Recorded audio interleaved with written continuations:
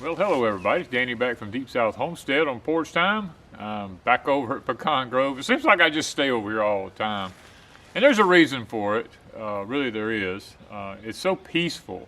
There's no buildings around. There's no houses. It's the woods. It's what I love. I spent 11 years of my life in the woods. And it's like I'm at home when I'm over here in the woods. And sitting here looking this morning, it's 62 degrees here. I'm a little bit chilly because it's not because it's cold. I've been on the Ranger running around feeding cows and going checking food plots and looking at cameras and all that kind of stuff and seeing where the tracks for all the deer came and went, things like that. If there's any animals caught in the traps and stuff like that, and just a short sleeve t-shirt, and that wind blowing on the Ranger, brings the chill factor down and makes it a little bit colder. So it's going to take me a minute here to get my blood warmed back up. But, guys, we still have had no rain. Now, I know that there's a lot of y'all that wishes you could get rid of your rain, and I would gladly take it.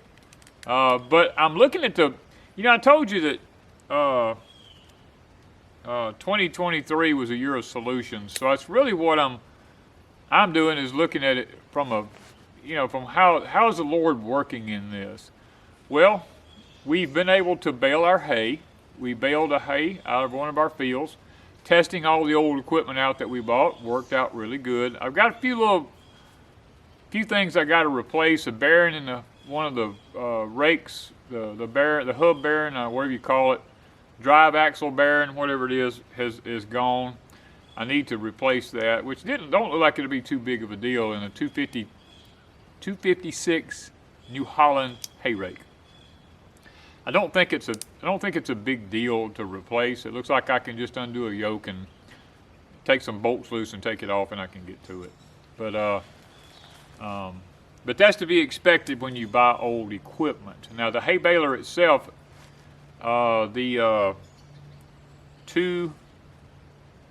These numbers, I'm not familiar with these numbers. 273, I think it is, or something like that. Hay baler, square hay baler. One of the little tiny rollers on the arm that does that takes the hay and pushes it with the fingers and pushes it into the thing that packs it.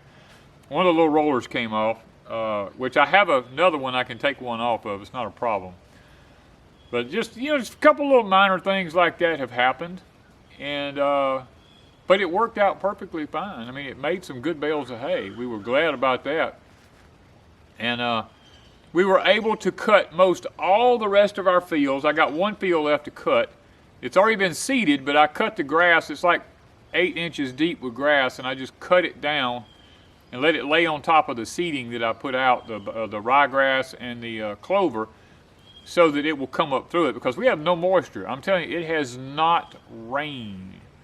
And I don't see any rain for the rest of October.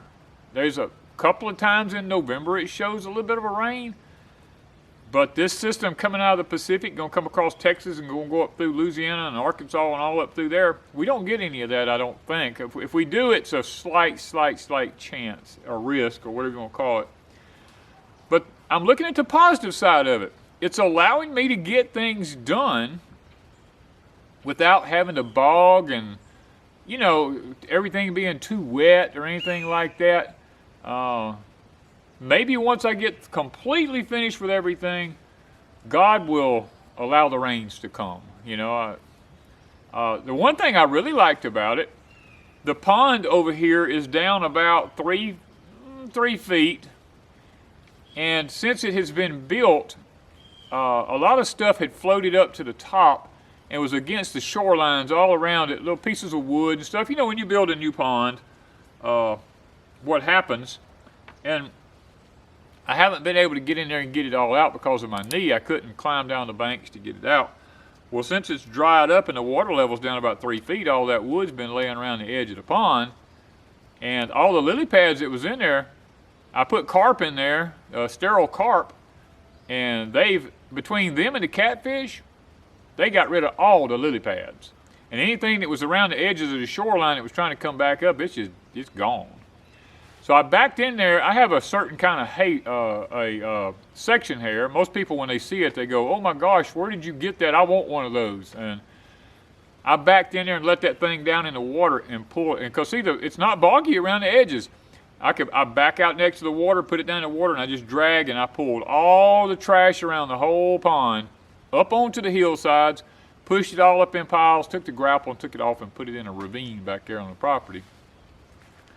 You know, and the people who've seen the pond goes, "Man, you have cleaned that thing up." And maybe we'll get a chance to show y'all in a video. Maybe in the hay video you'll get to see it. But that's a few things that, you know, we've got done here at Pecan Grove. We've been, you know, I've been actively over here, spending most of my life over here, seems like, taking care of things, because we're getting ready to, we're going to try to do some more fencing, because really the land over here is really, really good for hay and grass, and my cows really over at Deepsouth are struggling because it's just sandy over there, and there's just no grass over there. I'm having to feed them hay constantly, and minerals and protein tubs and stuff like that. And if I can get the extra fencing over here, I may just move them all over here to one place, you know, so that Deepsouth has the time to recover from the drought that it's been in. The ponds over there now are like, they're getting close to 8 foot low, and there's only about 4 or 5 more foot of water in those ponds, and once if it goes below that, it just dries up completely. And so we're praying for some rain. We really do need it. But you know, today, y'all probably noticed I haven't been online in 2 weeks on purpose. I'm doing a little bit of an experiment with myself. I'm trying to come up with this topic today that I'm going to be talking about, called finding peace. You know, the world we live in today, and I don't have to tell you all this because you know what I'm talking about. There's no peace anywhere hardly. Everything is in turmoil. Everything's turned upside down, like we talked about last porch time. Everybody's looking for the next new event, and it's just like constantly there's new events taking place and the old ones forgotten about, even though people are still suffering. And I'm over here spending time out in just the wild, day and night, trying to see, is it possible to find peace in the midst of all this turmoil? And the answer is yes. And it's not through the property. It's through being alone with the Lord and being able to commune with the Holy Spirit on a daily basis without being distracted by the internet, without being distracted by television, which I don't watch anyway, or being distracted by neighbors in houses. You see them going up and down roads, and you see people. I'm over here. Now, there is a blacktop road on the other side of my property. My property goes all the way to a blacktop road, but I can't see it. I can hear it, but I can't see it. And that's all I hear, other than, you know, if I'm here doing something and Wanda's here, there's the two of us. But other than that, I'm trying not to have a lot of interaction with the outside world on purpose, because in the event that something should happen, and we are not necessarily in a lockdown, but we just can't go anywhere because I'm going to try to say something here, and I've had videos pulled this past week, okay? So they're going through my past videos and they're pulling them now. So I'm having to really be careful about how I say things. And I know some people can say stuff and get away with it, and I guess that YouTube is looking at them like maybe what they're saying doesn't amount to a hill of beans. I don't know what it is, but my videos, they have begun to start taking them down. And I told Wanda, I said, the only reason they would take them down is because it crosses a line of truth that they don't want people to know about. So, you know, there's a lot of things going on in the world. the biggest issue we're fixing to face now is fixing to be fuel. Because, you know, our fuel system works a particular way in the United States. All the fuel we produce in the United States and other places all goes to the military. The military has first ops at it. And that's understandable because they protect us. Israel has the second ops at it, is my understanding. The information I've been given is that Israel has the second option at the fuel. And then we as consumers have the third option at the fuel. Well, if us and Israel is at war with other factions around the world, then lots of the fuel is going to be needed there, and what's left over will come to us, which means that we will have to pay a quadrupled high price for fuel in order to be able to get it, because it's going to be in a little bit limited supply. Kind of like during World War II and World War I, how things were rationed out. You know, you couldn't, there was no rubber. Rubber was needed for the times of the war, and leather, and my dad told me you was only allowed to have, you could only get stamps for like 1 or 2 pair of shoes a year. You could only get so many commodities or so many different kinds of things because of shortages and rationings. And it looks like we might be headed back in that direction depending on what happens in the Middle East.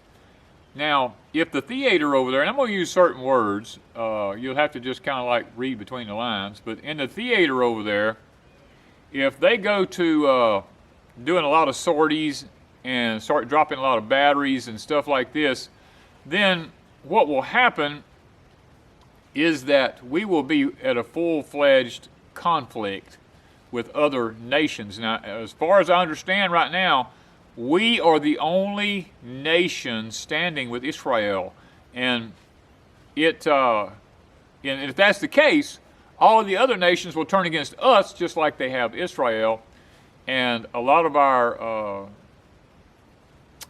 delicacies in life, let's just say, a lot of our things that we're used to having on a daily basis may go away. And that's why I'm over here, mostly by myself a lot of times, finding peace, trying to see, Lord, can you give me the peace without all the distractions of the world? Can I still have that peace? Can I still function? Can I still make things happen? Do I have the skill sets to be able to just go out here in these woods behind me back here, which I have been doing, and I start looking at certain kinds of trees, certain size trees, and what can I use those for?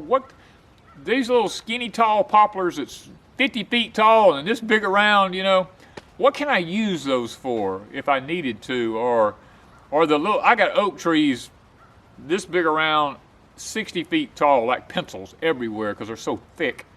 And I'm like, what can I use those for? You know, and of course we got the old big giant pine trees that's like 2 and 3 feet in diameter. I would never cut one of those if I didn't have to, but you know, I look at all these things. What can I do with this if things just go haywire? You know, if I had to survive. I mean, I'm looking at different types of wild, the muscadines. Like we found this one vine up here I was telling y'all about that was just, I think we showed it in the video, how many hundreds of thousands of muscadines were just hanging on this thing.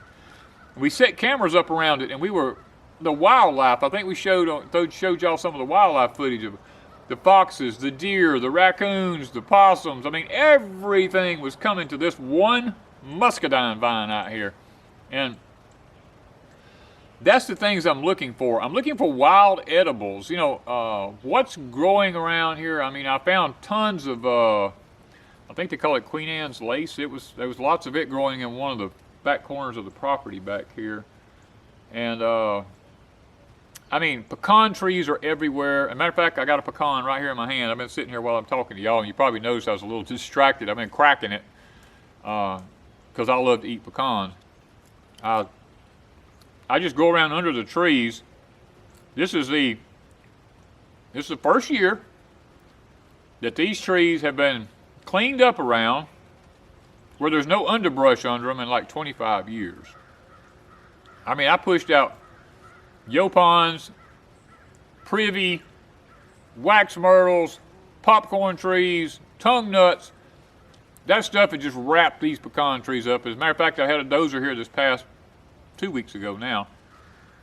I had him go through one whole pecan orchard I found on the property was a pecan orchard. And it was hard to tell it was even there, but the pecan trees are like 2 feet in diameter, and these oak trees had come up in them so thick that you didn't even know they were there. And I had the dozer, I went around through there with him and had him clean out around, push around all these trees. I told him, I said, look, just knock these oak trees down, don't pile them up in piles. I said, they're about this big around. Perfect for firewood, 30 feet tall, skinny little long trees. I said, just knock them over and just push them out to the sides. I'll come through and we'll try to get them for firewood, because I mean there's literally hundreds of them, and so they have got to be cut up for firewood, and I'll probably split them in half will be all I'll do. But that, you know, that's some of the things I'm over here doing, looking for peace. I'm trying to find the edibles on the property. I'm trying to find out what's here that I can survive with. I walked into all the swamps. This place had water running everywhere last, I think it was January. I bought this last January. And now, everything's a dust bowl. I can walk through the bottom of every branch on the property. There is no water nowhere. And I was like, oh my goodness, all those running streams are gone. It's that dry here. I went down to the pond after I cleaned out with the section hair. The deer tracks are there by the hundreds of thousands. And I told a guy that was a neighbor here, he had came over. I told him, I said, is there any other water around? Do you have a pond? He says, I don't have a pond. He said, there's one down the road. A neighbor has a pond way down the road, because I don't know everything about everybody yet. But he said, one of the neighbors way down the road has a pond, and I know there's a neighbor up the road. Their pond is almost completely dry, and I never thought too much about it. Every morning I come through there at daylight, I see deer at that pond. Now I know why. There's no water anywhere other than what's left in these few ponds that's around here, and the wildlife is having to come to those ponds for water. Which, if I was if I was going to kill something to eat, I mean, I would know where to hunt, because I'd hunt at the water source. But right now, we got cattle, so I'm not really worried about that. We like to film the deer, and I'm not saying I won't take one, because I will if I have to. But is it possible in the world that we live in to find peace? And the answer is yes, it is possible, but you're not going to find it through tangible things. You're not going to find it through radio, through YouTube. You're not going to find it through television, stuff like this. You're going to find it through the Lord. There's a verse that I'm trying to sit here and think of. A great peace have they which love thy law.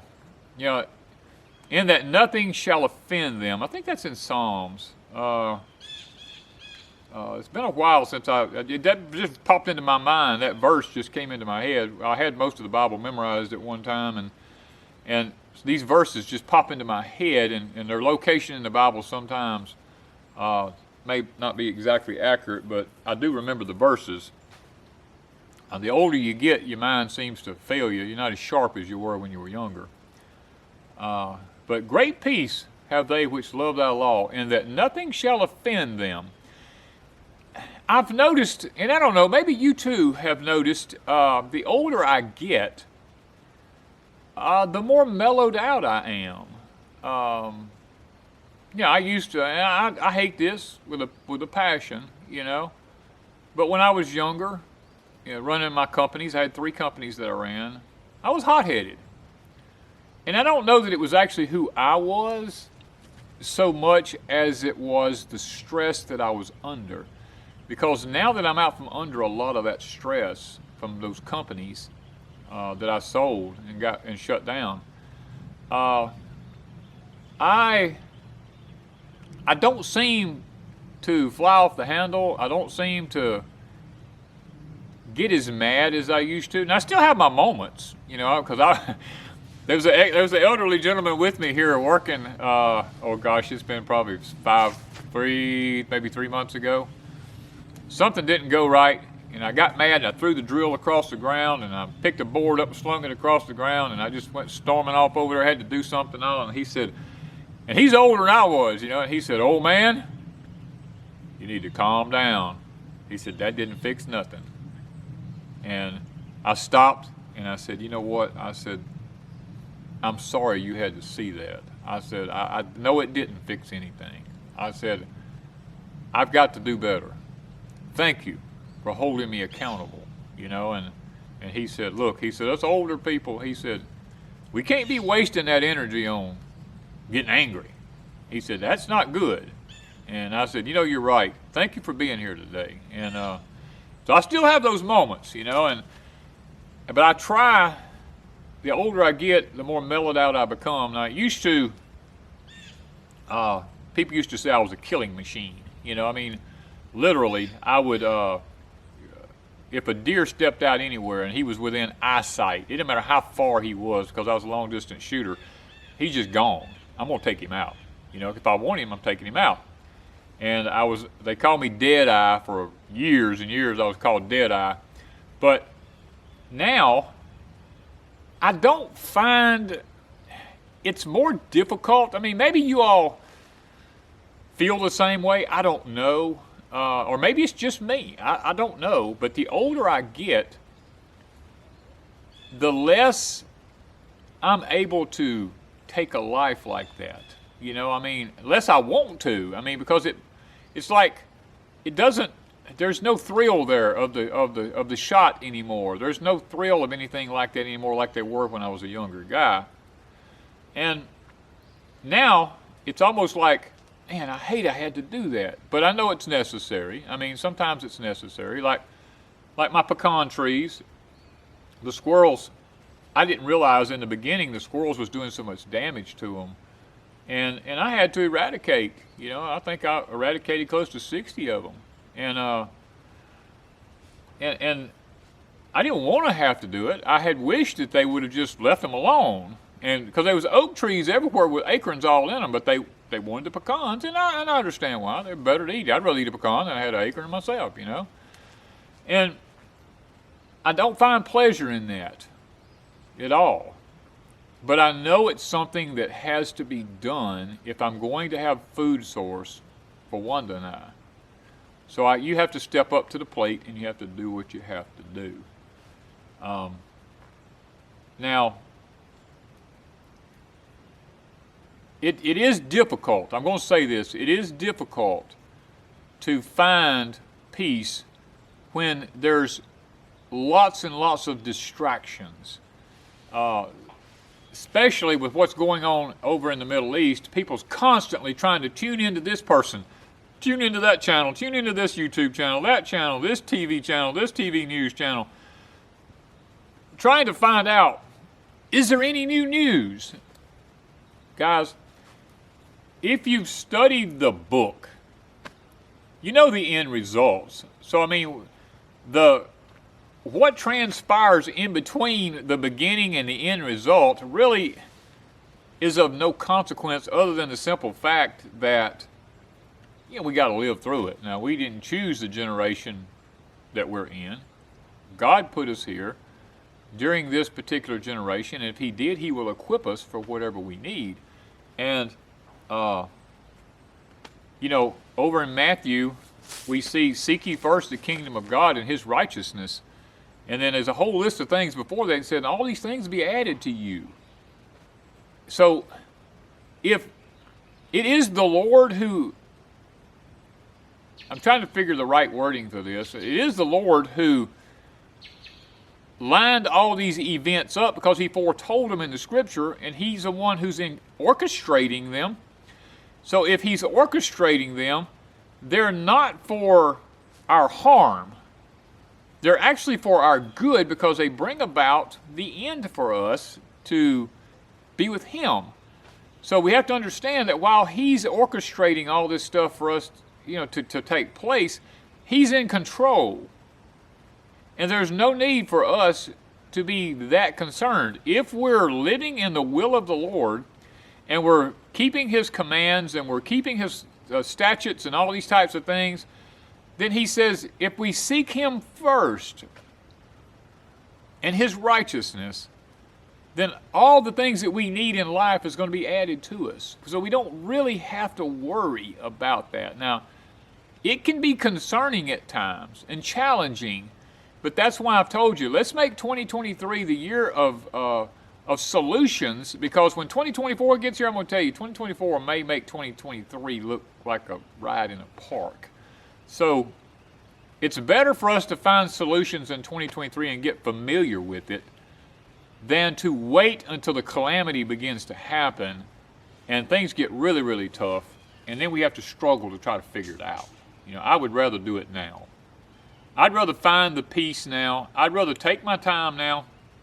I mean, over here, I'm building up all these container gardening systems. I'm just trying to learn. You know, I've never been really much of a container gardener all my life. I've done it mostly in, you know, in the garden, in the ground.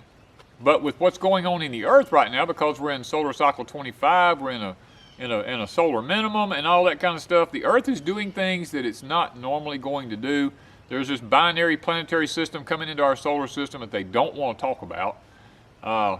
That's going to be changing our atmosphere and changing the way the earth reacts, and the pull on the moon. It's a lot. I can't go into all that, but it's tons of things that's taking effect on the earth right now, and it's going to affect our growing. And I'm trying to get things up into some containers where I can manage them and I can add what they need and be a little more kind of like a surgeon.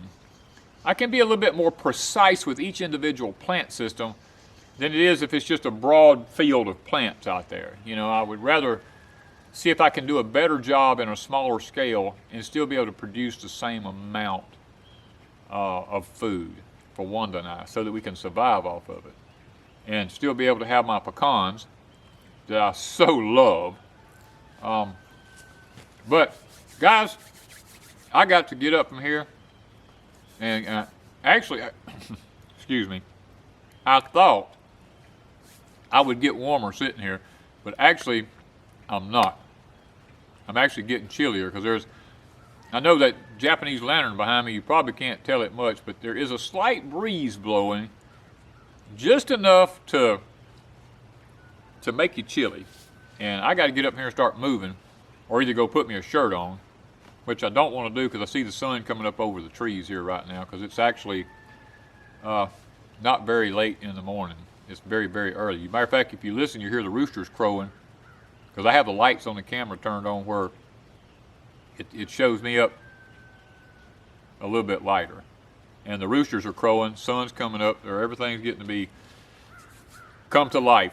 I hear the crows are cawing and stuff like that. So time for me to go enjoy myself a little bit more and find a little bit more peace. Guys, I encourage you, take time, slow down, and find the Lord and find peace. Don't stress out running looking at all these things about what's going on across the water. Believe me, it's coming here. You're not going to have to worry about it too long, because at some point it'll be here and you will know firsthand what it's like. So don't worry, don't wear yourself down worrying about what's happening over there. Get yourself ready for what's going to happen here. Find your peace now through the Lord, so that when it happens here and things here don't work out just like you want them to work out, or like we're used to them working out, we don't have all the freedoms we're used to having, we don't have access to all the things in life that we usually have access to. Let's get all that behind us, and let's find peace and enjoy our life the way we were intended to. We were never promised anything special in this life, and we need to remember that every breath we take is a gift from God, and it is Him who orchestrates everything around us. So the scripture says, what man can add 1 inch to his statute? Nobody. I mean, no matter what we do, we cannot change. The numbers on the hairs on our head are numbered by the Lord. I mean, we can't change anything. So why stress out over it? Why not let's just enjoy what we have while we have it and do the best we can do. And then we'll kind of be like the children of Israel was when they went into captivity into Babylon. I think it was Jeremiah. They said, Jeremiah, entreat the Lord so that we might know what we need to do now that we're being taken captive. So he did. And the Lord, the Lord was very honest with them. He told him, he said, build houses, plant gardens, and just live. Obey the laws of the land because you're going to be here for a while. In other words, guys, if God is orchestrating certain things and he's making things happen and we have to, and it ends up being what it is, God says, look, just keep on building your houses, keep on planting your gardens. In other words, he's saying, don't change anything, just live. Just live. Honor me, but live. And guys, that's all I want us to get in our heads today with what's coming. Let's just live and enjoy life and find peace in the Lord. Thank you guys from Deepsouth Homestead.